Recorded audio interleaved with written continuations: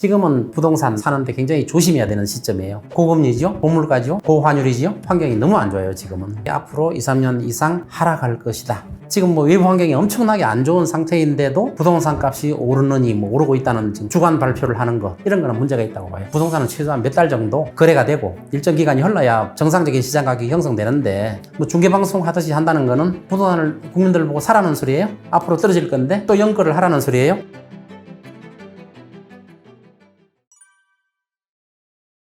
집을 살 때 가장 고려해야 되는 게 결국은 위치거든요. 어떻게 위치의 값이에요. 우리가 부동산이 위치가 왜 중요하냐 하면은, 일반 물건 같은 경우는 뭐 볼펜이다, 책이다 이런 것들은 전국 어디에 있든지 간에 값이 똑같잖아요. 근데 부동산은 움직일 수가 없어요. 들고 갈 수가 없어요. 위치가 고정되어 있는 거예요. 그러니까 부동산은 태어날 때부터 숙명이에요. 못 움직여요. 그게 로케이션이거든요. 내가 어느 날 태어났더니 산속이에요. 어느 날 태어났더니 명동에 사람들이 활보하고 있어요. 그렇다고 내가 옮기고 싶어서 못 옮기죠. 이게 로케이션이거든요. 지역이 집 살 때 굉장히 중요한 거예요. 젊은 분들은 직장과 가까운 데가 집이 제일 좋죠. 교통비가 절감되고 시간이 단축되니까. 그래서 직주 근접이라고 해서 직장과 주거가 가까운 곳에 집을 사는 게 최고 좋고, 그 다음에 은퇴한 분들은 직장이 없는데 갖고 올 필요가 없죠. 그래서 외곽에서 좀 떨어져 나간 데서 병원하고 거리가 적당하고, 너무 멀리 가버리면 안 돼요. 그래서 적당한 거리에 집을 마련해서 좀 쾌적하게 사는 게, 우리 주택 같은 경우는 쾌적성이 최고잖아요. 그래서 쾌적하게 살 수 있는 곳으로 가고, 그 다음에 젊은 직장인들은 직장과 가까운 데 살면 살수록 좋기 때문에 도심에 가까울수록 집값이 점점 비싸지는 거 아니에요.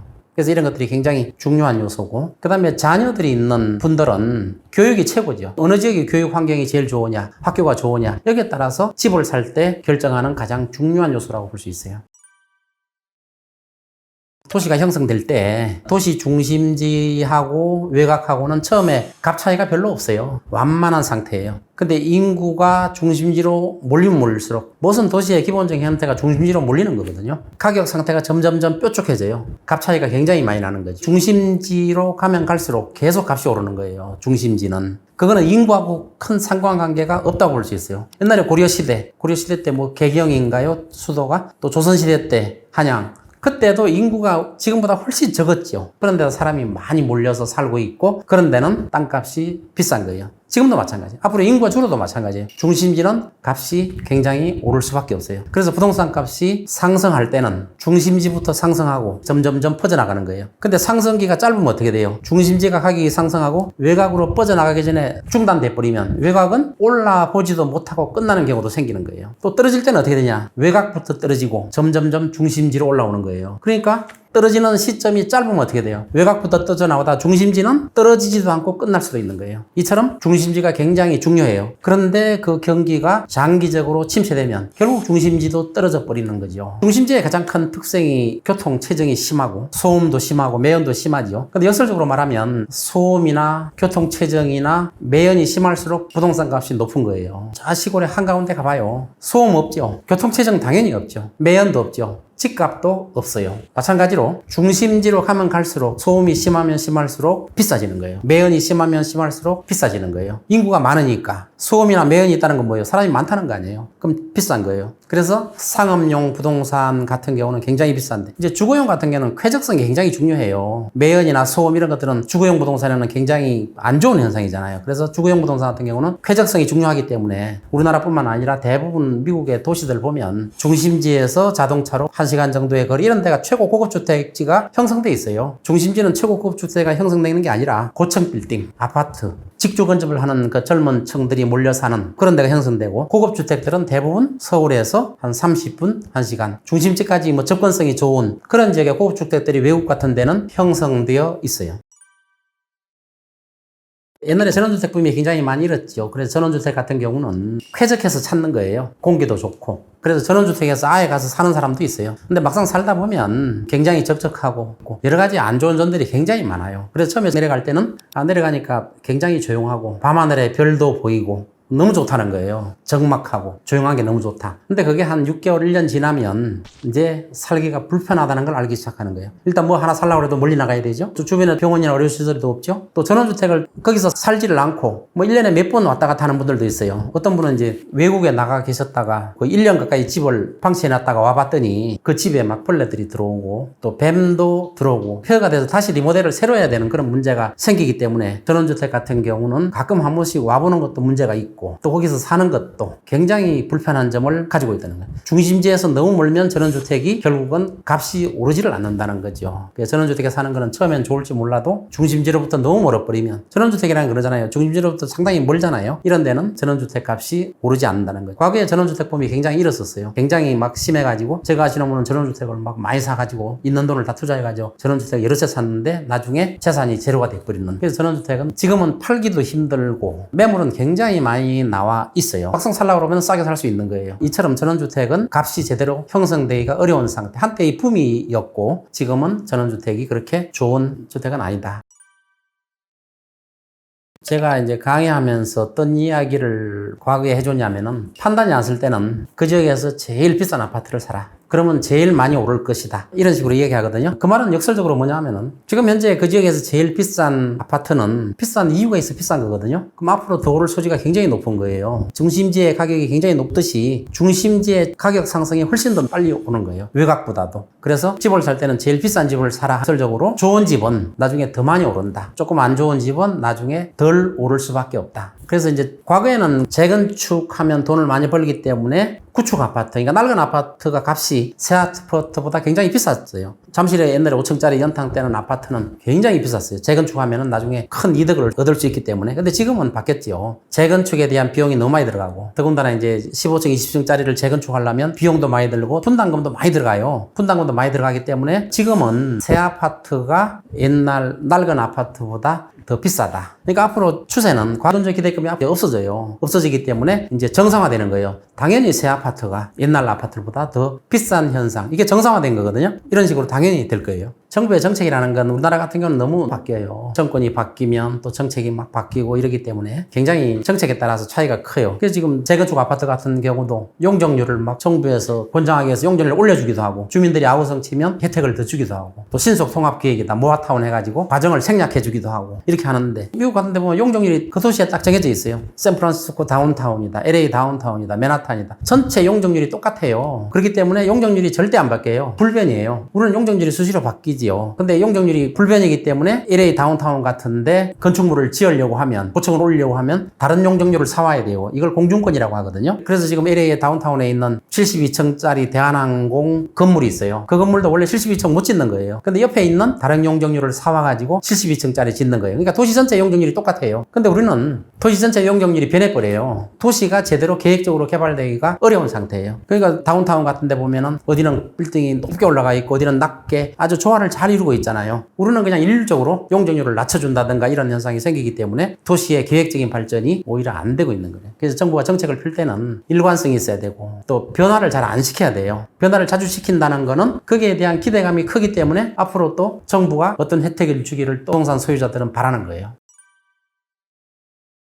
우리나라는 이제 풍수지리를 굉장히 따지는 경우가 많아요. 뭐 산소를 따진다든가 할 때 풍수지리를 굉장히 많이 따지고 있는데 옛날에 뭐 대선 후보들도 보면은 어디에 묻어야 당선되느냐 뭐 이런 풍수지리가 많이 있는데 풍수지리에 보면은 땅의 기운을 받을수록 좋다고 그래요. 그래서 아파트는 7층에서 올라가면 땅의 기운을 못 받는다 이런 논리도 있고 풍수지리는 반드시 저는 맞는다고 보지 않아요. 예를 들어서 뭐 우리나라는 막다른 골목 집은 싸요. 막 나간다고 그래가지고 막다른 집은 싸요. 근데 미국 같은 데는 막다른 집이 굉장히 비싸요. 조용하고 또 주차 면적이 굉장히 원형으로 돌기 때문에 넓어요. 그래서 막다른 집이 굉장히 비싼데 우리나라 같은 경우는 싸요. 그 미국 같은 데는 이제 편리성을 중시하고 우리나라는 풍수지리, 과거부터 내려오는 역술 이런 데다 뭐 초점을 두는 경우도 있기 때문에 우리나라는 미국하고 사고가 좀 다를 경우가 있거든요. 결국은 집이라는 거는 자기가 편리하면 되는 것 같아요. 그래서 어떤 분들은 거기 살고 있는 분이 잘 돼서 나가면 난 그 집을 사야 되겠다 이런 분들도 있고 그러니까 뭐 풍수지리에 따라서 꼭 그걸 살 필요는 없다는 거죠. 그래서 서민들은 일반 아파트에 살고 조금 더 부자는 고급 아파트에 살고 살고, 더 부자는 단독주택에 살고, 굉장히 부자들은 초고층 아파트를 사놓고 1년에 한 달, 두 달 별장으로 사용하고 이렇게 사용한다고 그러잖아요. 풍수지리 가지고 따지면 서울에 개포동이 있잖아요. 개포동은 사실 풍수지리로는 굉장히 안 좋은 지역이에요. 뭐 믿는 사람도 있지만 풍수지리로서는 굉장히 안 좋아요. 우리나라 풍수지리에서는 배산 임수거든요. 산이 뒤쪽에 있고 물이 앞쪽에 있는 게 최고의 집이에요. 개포동은 거꾸로예요. 뒤에 양재천이 흐르고 앞에가 대모산, 구룡산이 있는 거예요. 배산 임수하고 거꾸로 된 거죠. 그러니까 뭐 풍수지리로서는 되게 안 좋다고 볼 수 있죠. 더군다나 이제 개포동을 옛날에 개발할 때 갯벌이었어요. 갯벌. 땅의 지력이 약하다고 그래가지고 그것도 역시 풍수에서 안 좋다고 보는 경우가 있는데, 그래서 옛날에 그 포동은 서민 아파트의 전형적인 대명사였거든요. 개도 포기한 동네다 뭐 이런 우스갯소리도 있잖아요. 근데 이제 시간이 점점점 지나고 강남 점점 좋아지니까 나중에는 서민 아파트에서 소득적인 높은 수준이 자꾸 들어오고 그러니까 개도 포니 타는 동네다. 또 이렇게 또 속설이 바뀌고 있어요. 지금은 어때요? 개도 포로세 타는 동네다. 그래서 개포동이다. 속설이 정도로 살기 편하고 교육이 좋고 그러면은 그 지역이 저는 좋다고 보고, 풍수지리에 얽매인다든가 뭐 역술적으로 어디가 좋다 또 속설에 따라서 집을 결정하는 건 아니라고 봐요. 편리하고 자기가 살기 편하고 쾌적하고 하면은 그게 좋은 집이 아닌가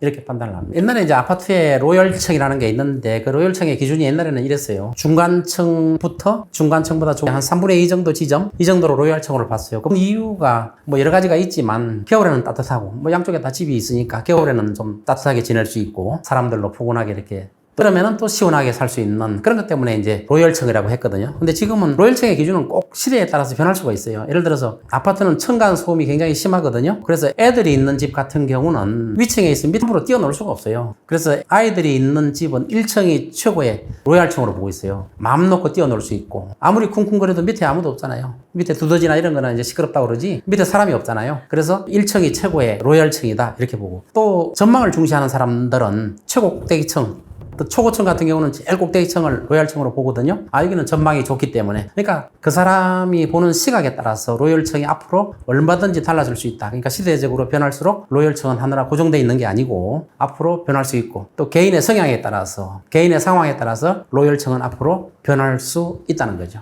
로열층 같은 경우는 이제 집값 차이가 나죠. 어떤 데는 뭐 강이 보이고 안 보이고의 차이에서 막 1억, 2억까지 차이 나는 경우가 생겨요. 이처럼 전망이나 또 로열층 이런 상태에 따라서 값이 달라지는데, 과거에는 1층이 너무 쌌어요. 그런데 아이들이 뛰어놀 수 있는 집에서는 거기가 제일 로열층이 돼버리는 거죠. 그러니까 싸게 로열층을 살 수도 있는 거죠. 본인이 보는 기준에 따라서 로열층이 달라지기 때문에 앞으로 로열층은 변할 수 있다는 거죠. 그래서 로열층과 아닌가에 따라서 집값 차이가 많이 났는데, 그런 것들은 개인의 성향에 따라서 앞으로 달라질 수가 있다는 거죠. 앞으로 이제 아파트라든가 주택 같은 경우에 평수가 몇 평 정도가 적당하냐, 뭐 지금 한 30평형 정도, 또 25평형 정도, 이것도 이제 개성에 따라서 달라질 수가 있어요. 이제 앞으로 이제 식구가 줄고, 이제 옛날에 애들 있을 때는 4식구, 또 3식구, 5식구 이렇게 있을 수가 있잖아요. 그때는 좀 이제 방마다 하나씩 줘야 되기 때문에 좀 큰 집이 필요할 수도 있어요. 30평, 40평 이런 게 필요할 수도 있는데, 나중에 둘만 살게 되면 집이라는 게 빈 방이 있으면 그렇게 좋은 게 아니에요. 이게 둘이 살 수 있는 공간, 방이 2개 있으면은 싸우면 따로 살면 되잖아요, 둘이. 그러나 방이 하나만 있으면 되게 돼요. 죽고 나서 한 방에 살아야 되잖아요. 미국 같은 경우는 집이 크게 갖고 있어요. 크면 클수록 더 좋다고 보고 있어요. 왜냐하면은 거기서 파티도 한 번씩 하고, 가족들, 자식들, 손자들 찾아와서 놀 수 있는, 1년에 몇 번 안 되지만 파티 문화가 발달해 있잖아요. 그런 데서는 집이 크면 클수록 더 좋다고 보고 있어요, 미국 같은 데는. 근데 우리나라 같은 경우는 아파트 같은 경우는 그렇게 클 필요가 없죠.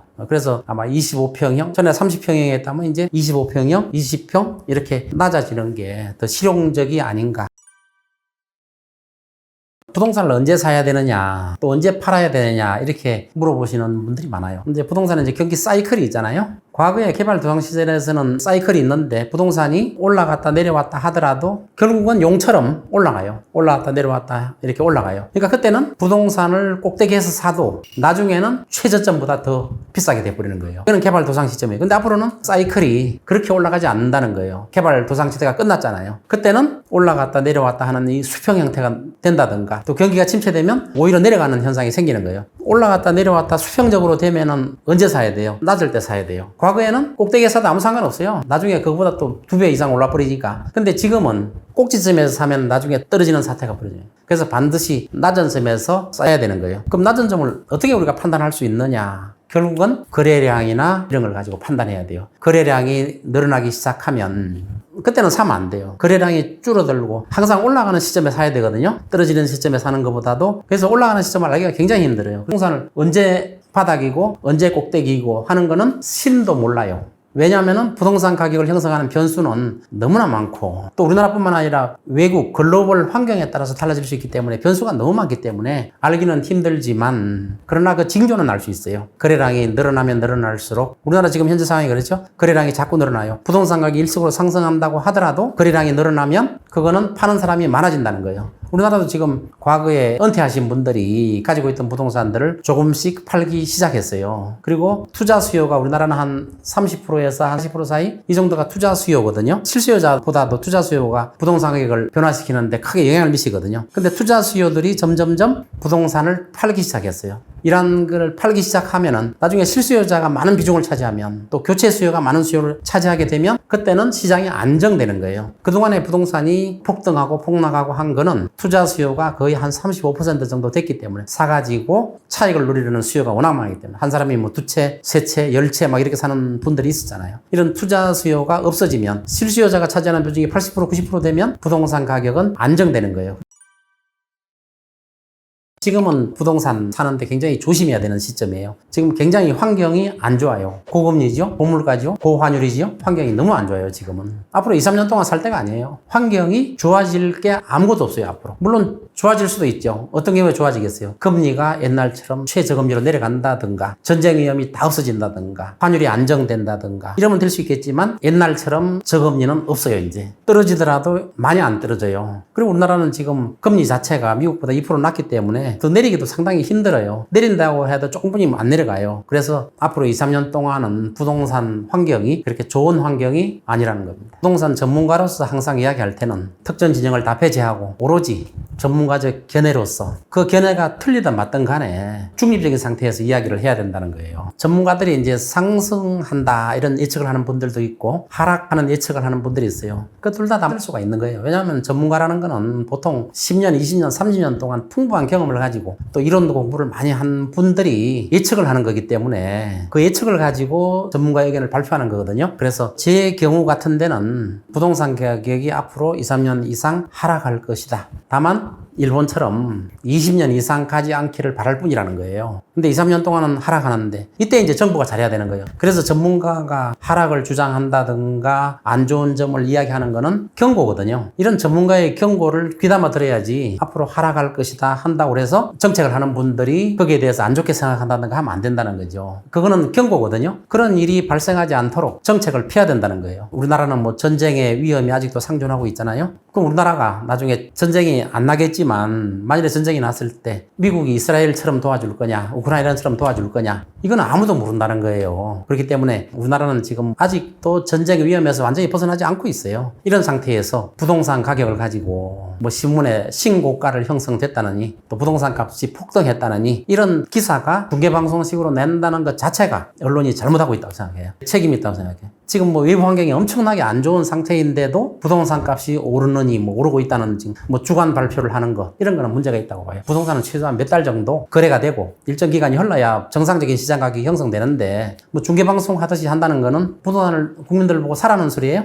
앞으로 떨어질 건데 또 연거를 하라는 소리예요? 이런 것뿐이로 안 들린다는 소리예요. 그래서 이런 점들은 언론도 좀 책임을 가지고 특히 경제지 같은 언론들은 그런 책임을 지고 언론을 발표를 해야 된다는 거예요. 여태까지 머니인사이드 여기서 제 견해를 말씀드렸는데 앞으로 우리 빅톡TV라고 했어요. 빅톡TV. 빅톡TV도 앞으로 많이 봐주시고 제가 운영하는 유튜브거든요. 빅톡TV도 많이 이용해 주시기를 바랍니다. 감사합니다.